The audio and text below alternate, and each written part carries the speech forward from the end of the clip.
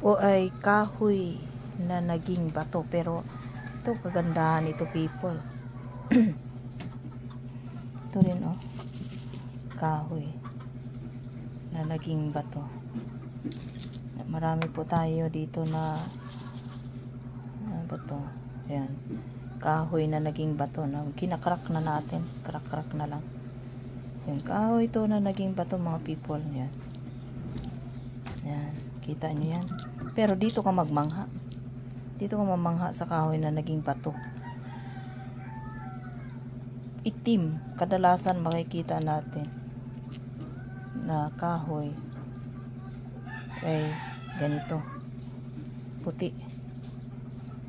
Katulad sa karga ko. Katulad sa yan. Kahoy na naging bato. No? Ito ngayon ay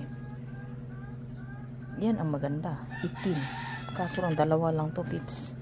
Kahoy na naging bato. Oh, tingnan nyo yung iba. Hindi naman ganun, oh. Tingnan mo. Mayroon akong dito. Oh, hindi, oh. Iba yan.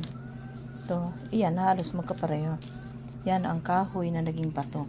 Ang kahoy na naging bato, mga people, ay pinakamainam sa lahat ng larangan din ng agimat. Dahil yan ang matibay. Matibay na sa katawan. Ayan.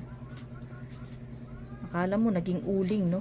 Pero hindi man umitim yung kamay ko, people. Yan. Kahoy na naging bato pero itim. Kadalasan na mayroon tayo, people, puti. Puti, brown. Ito, itim. Yan ang tunay. Yan ang pinakamaganda, people. No? Kahoy. Kahoy na naging bato. Wow. Yan. Limited lang to, people. Yan lang talagang dalawa ang meron tayo. Kahoy na naging bato, kulay itim. Meron tayo dito, kahoy na naging bato, puti. Pagka brownish, ito, dinurog-durog na. Yan. Yan, meron tayo niyan. Yan sila, mga kahoy yan.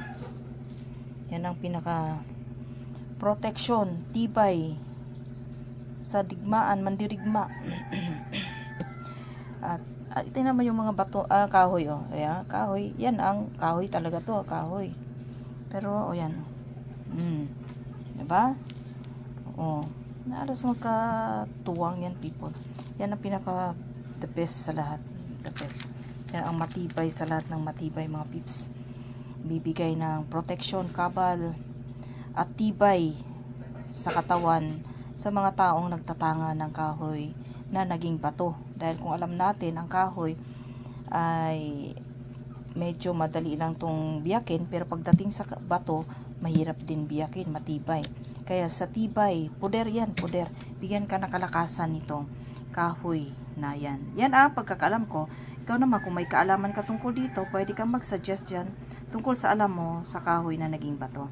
Protection sa katawan, bigay ng sigla at bigay ng tapang at liksi at poderan ka at kabal, no?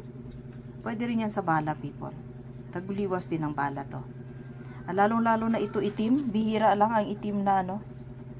Bihira lang ang itim na kahoy na naging bato. Yan pinaka patikas sa lahat. Matibay sa lahat ng mga protection din. Kalikasan pati ito. Ang kalikasan ang nagbibigay sa atin ng proteksyon, kalakasan sa katawan, poder, tibay, no? Kaya yan mainam. Ako kasi kadalasan puro kalikasan ang mga gamit ko, people. O PM sa may gusto, people, ang Facebook account Marly Gonza Pontejos. Maraming salamat, people. God bless po sa ating lahat.